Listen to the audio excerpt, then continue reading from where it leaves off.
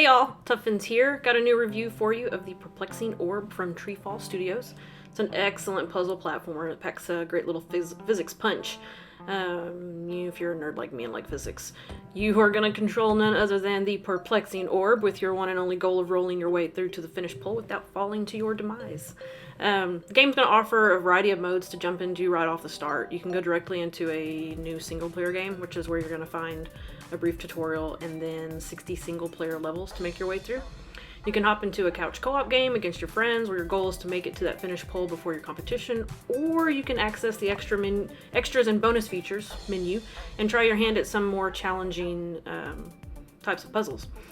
The levels within each world of the single player progress, I would say, appropriately in difficulty. The game is far from overly difficult, but it definitely gets harder as it goes along. You simply need, a touch of patience and a steady hand to get through all the worlds. It is not a super difficult platinum by any mean. You finish each level by running into a pole rather than going through a finish line.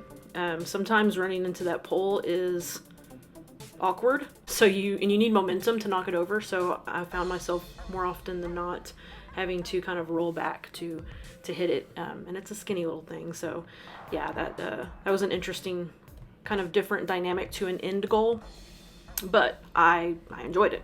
Throughout the levels you can collect artifacts, there's chests to loot, and you can just kind of chill and relax to the easy tunes. I didn't find the music annoying. I know I talk about music here and there in these reviews because I'm a big music person and I can appreciate when a game's got some great tunes. This one definitely gives that relaxing vibe. The tunes aren't annoying. They definitely add to just the tranquil feel that the game is supposed to give.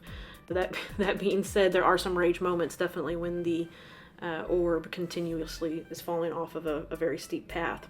But the idea is to relax and have a good time. The orb itself handles really well. It never feels like it's too heavy or too light.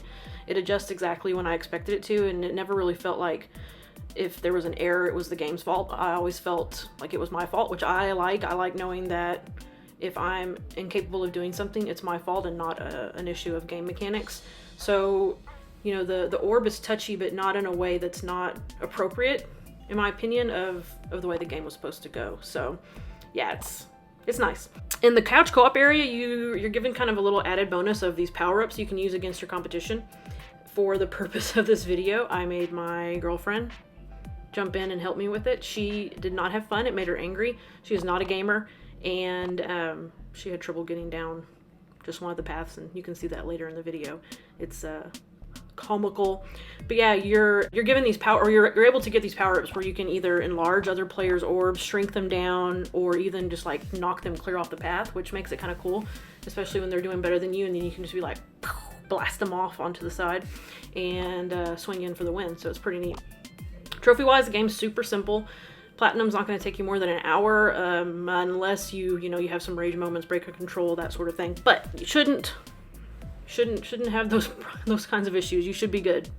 If you're worried about any missables, you don't really need a guide for this game. But if you're worried about any missables, Bad Driver has a quick little 5-minute video that's got you covered on all of those kind of trophies that you may not exactly know how to get, or the one-offs where you may have missed one. And I'll put a link in the description below for that guide. Perplexing Orb's also a cheap indie game, and I love cheap indie games.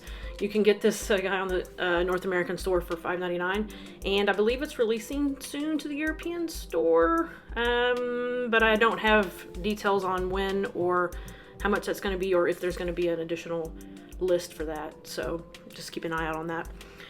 That's it. That's the Perplexing Orb, folks. Me and this orb are out. If you enjoy these reviews, please give this video a like, subscribe to my channel, and as always, shoot me a comment or criticism if you have one. Thanks for watching, and laters.